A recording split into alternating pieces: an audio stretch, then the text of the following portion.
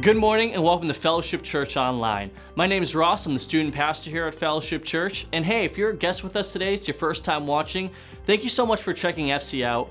And if you're looking to get connected here, the best way to do that is by going to our website at fellowshipchurchct.com. And on there, you'll find upcoming events like our summer camp for our students, as well as our vacation Bible camp for our kids and middle school students. You'll be able to see other events going on as well, be able to take next steps, find tons of information about our church, watch past messages as well. And also, we encourage you to fill out our connection card, and you can find that by going to our website as well. And that's your go-to to get connected, to receive updates and announcements of all the things that are going on here at Fellowship Church. We want to say thank you to all of you who are so faithfully giving of your tithes and offerings to Fellowship Church. And really, your giving translates into life change, not just here locally and within our church, but also globally around the world through our missionaries, through the other organizations that we support as well. So we want to say thank you for your generosity. And if you're looking to give today, you can do so by going to our website and click on the give button there. You can give through our app, as well as giving by text to give by texting Fellowship CT to the number 77977. Again, thank you so much for worshiping God in this way through your finances. That's it for now. We hope that you enjoyed today's service as we worship and continue our series in the book of Jonah.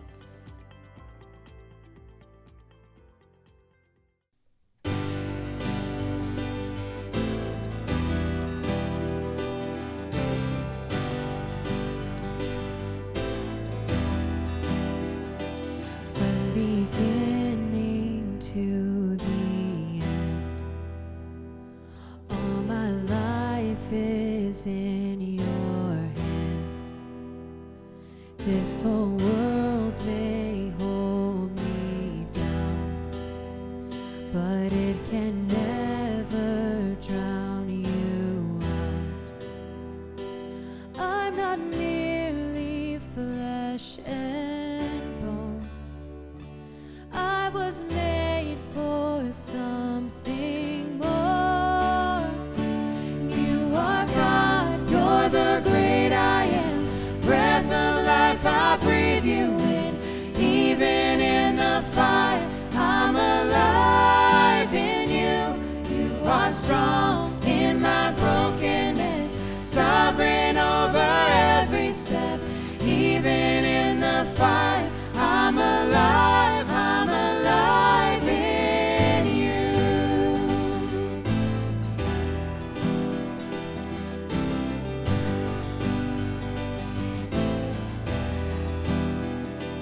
Through the dark I hear your voice. Rising up I will rejoice. For I was lost but now I'm found. 'Cause even death can't hold you down. And you are God, you're the great I am. Breath of life, I breathe you in. Even in the fire, I'm alive in you. You are strong in my brokenness, sovereign over every step. Even in the fire, I'm alive in you. I'm alive in you.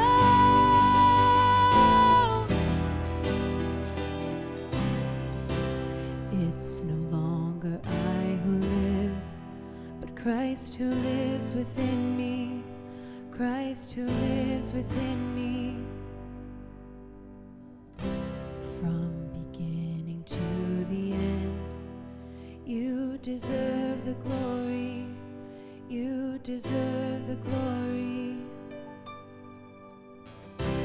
It's no longer I who live, but Christ who lives within me. Christ who lives within me. Yeah. From beginning to the end, you deserve the glory. You deserve the glory. You are God, you're the great I am. Breath of life, I breathe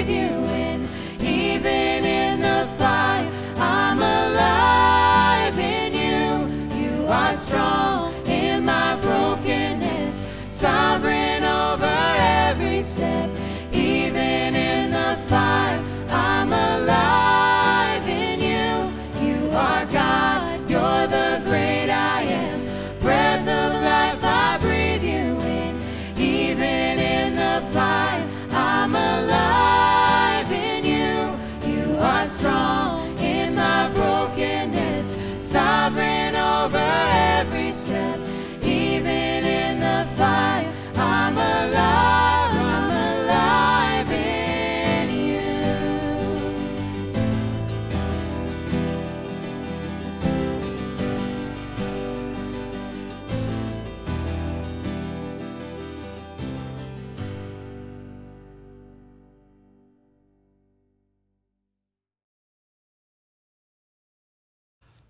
Well, hey, church, I want to welcome those of you that maybe even this is the first time that you're joining us. And I want to say thank you for being here. And I know that God's going to do some great things through what you hear today as well. Well, we're in the middle of this series here called Jonah. And it's quite a fish story, if you were to ask me. And, you know, when it comes to fish stories, I don't really have many. I mean, I can count on one hand how many times I've gone fishing in my life. My daughter, on the other hand, she recently took a trip to Maine, and she caught this. Can you believe the size of that fish? Now, I know some of you that are watching this right now, you're jealous because you'd rather be fishing. So we better dive into this improbable fish story today before I lose you on this.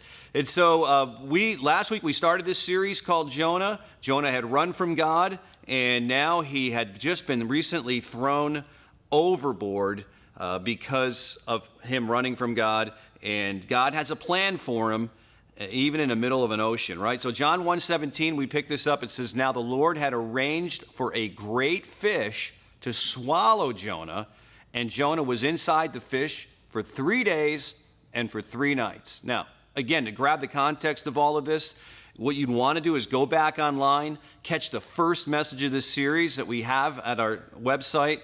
And the long and the short of it, though, is that Jonah running from God, and this is how God is pursuing him. Now, I want to ask you this question. Have you ever had a near drowning experience in your life? I had one of those when I was a kid, but one of them that has captivated me recently was just in the news just a couple of weeks ago. There was this cargo plane that crashed into the ocean just off the coast of Hawaii. In the middle of the night, this happened. And so they radioed for help. The Coast Guard sends their helicopter out there and one of their cutters out there to be able to help. And they're trying to spot these 2 crew members in the middle of a vast ocean, and they're holding on to just some cargo to survive. And so these guys are wearing night vision goggles. They're trying to find them out in the middle of this ocean. Eventually, the Coast Guard jumps from the helicopter into the ocean. They find these 2 men. They hoist them to safety and bring them back to the hospital where they're recovering even to this day. And I just listen to this story and I think about all the obstacles they had to face to be able to rescue these 2 guys out in the middle of the ocean. Imagine what it felt like for those guys that were floating on the cargo as the cargo was beginning to sink. Before the Coast Guard appeared, they probably had these terrifying thoughts. Like, this is how I'm going to go out. I'm going to be all alone in this darkness. I'm exhausted. I'm hanging on to this sinking cargo, and I can't imagine if they'll find me. Will they even find me? And I just imagine the terror that these crew members must have felt prior to the rescue of the Coast Guard. And then I think about Jonah. Imagine Jonah being thrown off of this ship thousands of years ago, sinking in the middle of a storm, taking some of his last breaths, all out in the middle of a dark, dark ocean. Well, suddenly what we see in this event is not the Coast Guard coming to a rescue, but this great fish appears out of nowhere and is not there to give him something to hold on to so he doesn't drown. No, this fish swallows him. Now, what a story this is. Talk about a fish story, right? So scholars are not sure what kind of fish this is. We always say Jonah and the whale. We're not sure if it's a whale, but it's something like one. It's something, bigger than a human that did this. But the point is, God sent it. Now, some of you might be saying, okay, this sounds a little fairy tale-ish to me. I mean, could this possibly be true? That's a good question. That's a really good question. Many people who are followers of Jesus would say, yeah, it's true. It's a miracle. God can perform miracles. We saw Jesus perform multiple miracles throughout his life. And all these miracles were recorded by eyewitnesses who saw these things. For instance, he turned water into wine. We all know that's a long process. He did it immediately. He gave sight to a blind man who'd never seen before. He's fed thousands and thousands of people with just a small lunch. And he even raised people from the dead, and he raised from the dead after he died as well. One of the eyewitnesses to all of these things was Peter, and he wrote to the church in 2 Peter 1:16. He says, we're not making up clever stories when we told you about this powerful coming of our Lord Jesus Christ. We're not making things up. We saw his majestic splendor with our own eyes. And then John said the same thing. He was a follower of Jesus. He was an eyewitness. He said, we proclaim to you the one who existed from the beginning, whom we have seen and whom we have heard. We've heard and seen him. We saw him with our own eyes. We touched him with our own hands. He is the word of life. And so this same miracle-working Jesus, here's what's important, acknowledged the validity of this ancient event. He actually talked about it, not as a fairy tale, but as a historical event. Matthew records this. He says, these are Jesus' words. For as Jonah was in the belly of the great fish for 3 days and 3 nights, so will the Son of Man, he's talking about himself here, be in the heart of the earth for 3 days and 3 nights. In other words, Jesus is predicting his own death, burial, and resurrection. Now, you might struggle with miracles. You might say, look, I've never seen a miracle. I don't know about miracles, and seems like other people see them. So if you struggle with miracles, take a look at your own physiology alone, right? Because that could be considered a miracle. The fact of who you are and what you are made up of. And we have all these different systems in our body that are really incredible at what they do. But let's just hone down to one. How about the circulatory system alone? Just that one there. Now think about this. The medical professionals have found this out, that your circulatory system, these are incredible facts. You have literally 60,000 miles of blood vessels in your body.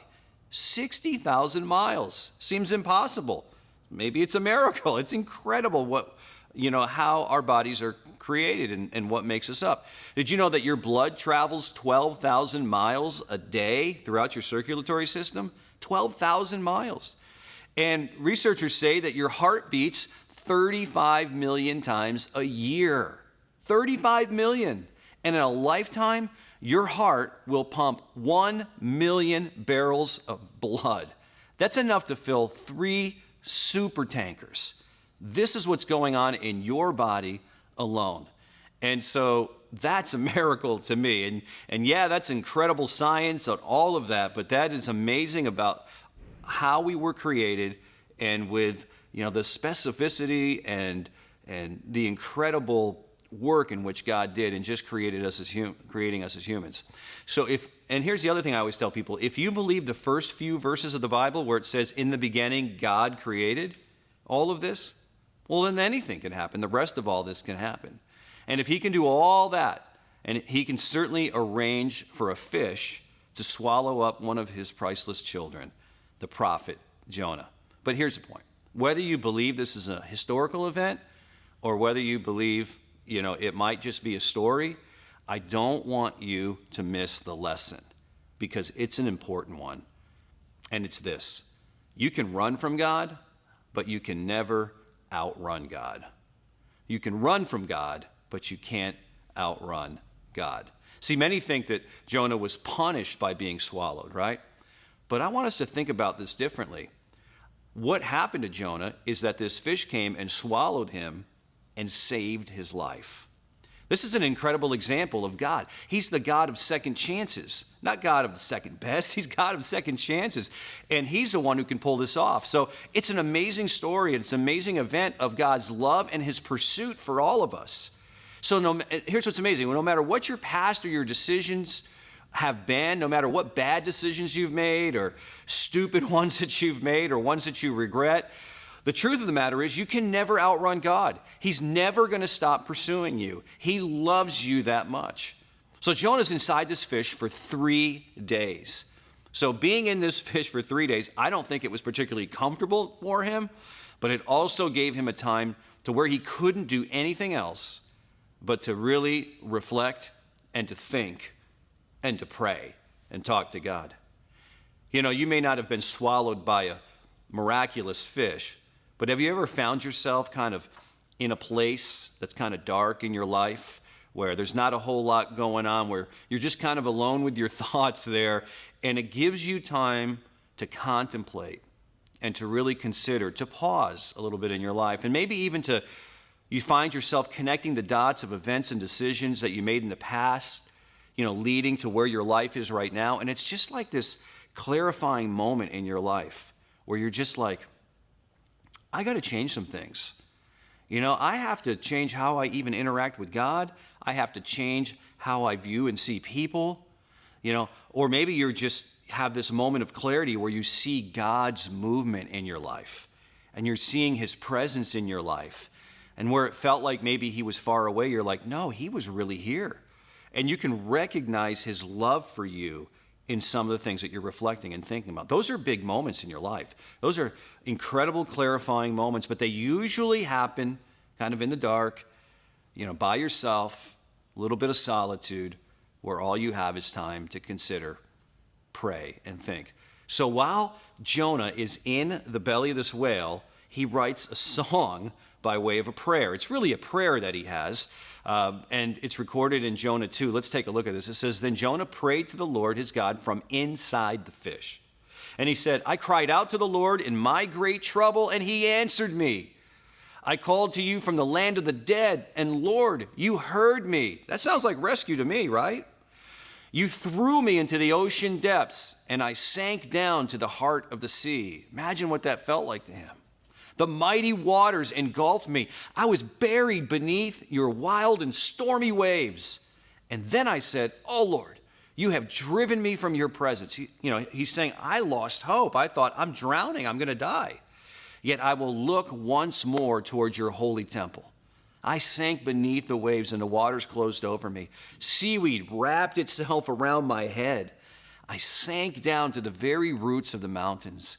I was imprisoned in the earth, whose gates lock shut forever." He said, man, I was by myself, in despair, sinking to the bottom of the ocean. Have you ever been in a situation similar to that? Maybe not sinking to the bottom of the ocean, but some place in your life where you could write something like that from your own life experience. The fact that you had lost all kinds of hope, that there didn't seem a way out or a way through, but then you recognize that God is still at work. See, here's the truth. God's at work all the time in your life, even in the dark. And here's another truth. He'll never leave you or forsake you. And this is what Jonah was learning. He didn't deserve God to rescue him. He didn't deserve to be rescued in this situation. But instead, he recognized God's presence, that God is everywhere, and that he's always pursuing him out of love. See, aren't you glad that God listens to the desperate cries of desperate people who've created their own desperate circumstances? I know I am. See, God has not written you off. No matter what your past is, no matter what regrettable decisions you may have made, he still has a plan for you. He's not abandoned you. He loves you, and he's with you. So when you feel all alone and isolated from everything, remember that God's arms are outstretched toward you and that he wants this vibrant, real relationship with you. So in Psalm 69, we read, it says, "I am in deep water," the psalmist says, "and the floods overwhelm me. I'm exhausted from crying for help. My throat's parched. My eyes are swollen with weeping. I'm waiting for my God to help me. Help me, we would say, to see you, to trust that you see the things that I can't, that you're here even when I don't feel your presence. You know, he goes on to say, but you, O Lord my God, you snatched me from the jaws of death. See, this prayer is not a prayer of saying, God, what are you doing to me? This is a prayer of great gratitude. And here's what's important for us to understand too. See, God's not trying to pay Jonah back for his misdeeds. He's trying to bring him back. He's pursuing him. And so when he pursues you, he's not leaving you alone. He's doing the same thing. God's not trying to pay you back. He's trying to bring you back when you make those regrettable decisions. When you find yourself running from God, he's not going to just have you run from him and never pursue. He loves you. He wants this relationship with you. Well, Jonah goes on and he says this, as my life was slipping away, I remembered the Lord, and my earnest prayer went out to you in the holy temple, right? We read this. And then he said this, those who worship false gods turn their backs on all of God's mercies. That's an incredible statement. That is a deep statement right there. People that turn their backs, that run from God, they turn their backs on all of God's mercies. If you spend your life in the worship of anything other than the one true God, you're going to miss out on so much. This is what Jonah would say to you. In pursuing the things that you think are most important, you're going to miss out on what's most important. You're going to miss out most of all on God's mercies that he shows to us every day. Could you use a little more mercy in your life, right? What are God's mercies, by the way? Well, there's a ton of them. There's thousands of God's mercies. But some of them are his grace that he offers us in our brokenness, that we could screw up our lives, we could make bad decisions, we could hurt other people, but yet through his grace, he can bring healing, even in situations that, they were really our fault. He offers that grace. He offers peace. He's merciful with his peace that we can experience from him. We can have this peace with him and from him that's deep within our souls, even though our circumstances might be a mess.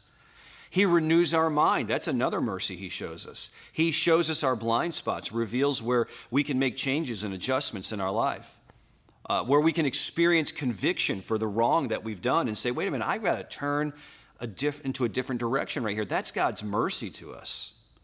And never mind the physical mercies that we see every day, right? The sun rises, the sun sets, the cool breeze on our face.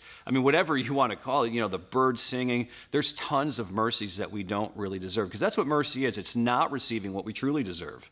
We don't deserve all of that goodness. We don't deserve God's smiling on us and pursuing us. It's a mercy that he shows us. And we love that. We should just embrace that. But when we're running from him, it's hard for us to recognize that and see that. We miss all that. Could you use a little bit of recognition of God's mercies to you today? You discover them, and here's the key. You discover them when you're resting in him, not running from him. It's hard to recognize stuff when you're just running and your heart's beating and you're just trying to get away. You see these things when you slow down a moment and you rest in him. See, for too many people, that we live life at a fraction of how it was ever meant to be lived. We miss out on recognizing his mercies and his goodness. We miss out on his miracles and his creativity. Some of us will say, I'd never seen a miracle. We've never recognized one, maybe. We chase all these other things in life, don't we? Whether it's materialism, status, popularity, security, whatever it is, we chase all these things. And we give our lives to these things in hope of finding some type of acceptance, some type of purpose, some type of meaning. And you know where it leads? Let's be honest. If it leads to a lot of times to emptiness and a lot of cynicism and really a lot of ungratefulness. And that's where we're going to miss on God's mercies. These things that we chase, they can't transform us or love us or pursue us. They can't give us a bigger purpose. They can't fill us with power like God can. They can't give us eternal life, which God can do for us as well. We miss out on all of these mercies. God spoke through the prophet Isaiah, and he was talking about those who chase anything other than God, these idols. And he says this, the poor deluded fool feeds on ashes. Ugh, right? He trusts something that can't help him at all. Yet he cannot bring himself to ask, is this idol that I'm holding in my hand, is it a lie? Because that's what it is, right? Anything that we're chasing besides God really cannot fulfill us in the way that God can.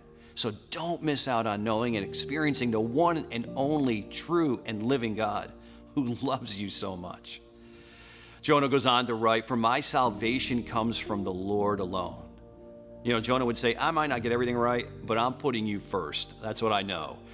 My salvation is only coming from you, not anything else, not my clever tactics, not my strategy, none of that. It's only through you. And when we do this in our lives, it simplifies life dramatically for us. Life's already complex and hard. Let's get the main thing right. Let's put God first in our life and let's pursue Him because He's pursuing us. And it brings hope and confidence to us. So when runners come home, they often realize that the things that they didn't want to give up stood in the way of a relationship that they never want to live without. It's a powerful time of realization. So maybe this week you can form a prayer of rescue yourselves, like Jonah did, or maybe a prayer of gratitude. Maybe you can do that right now, and maybe stop running so much and start resting. May God bless you this week.